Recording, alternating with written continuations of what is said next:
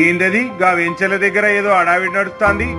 Land regulation scheme ని సవరిస్తూ కాంగ్రెస్ సర్కార్ ఆప్షన్ ఇచ్చింది. దాంతో జనం పరుగులెడుతున్నారు. ఏందది? రూల్ ప్రకారం ఫ్లాట్లు లేఅవుట్లకు రెగ్యులరైజేషన్ ఛార్జీలు ఇంకా ఓపెన్ స్పేస్ ఛార్జీలు 14% చెల్లించాలి.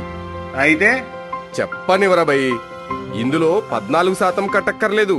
రెగ్యులైజేషన్ ఛార్జీలు కడితే చాలని రేవంత్ అన్న ఆప్షన్ ఇచ్చిండు. మరి అన్ని భూములు రెగ్యులరైజ్ చేస్తారా? అదెలా చేస్తారు? నిషేధిత ప్రాంతాలు అంటే దేవాదాయ, వక్ఫ్ భూములు, గవర్నమెంట్ ల్యాండ్స్, చెరువులు, కాల్వలు, కుంటలు, ఆక్రమణలు ఇలాంటివి ఉంటే చెయ్యరు. మరి మిగిలిన అన్నింటికి ఇస్తారు. అలాగే గత బీఆర్ఎస్ ప్రభుత్వంలో కమిషన్లకు కక్కుర్తిపడి చాలా లేఅవుట్లకు అనుమతులు ఇవ్వలే. ఇప్పుడు అన్ని క్లియర్ చేస్తున్నారు. అయితే మనం కూడా కొనుక్కుంటే ఒక పని అయిపోతుంది కదా. అవునవును, పదండి పదండి, మన కాంగ్రెస్ సర్కార్ మనకు అందిస్తున్న బంపర్ ఆఫర్. పోదాం పోదాం, పదండి పదండి.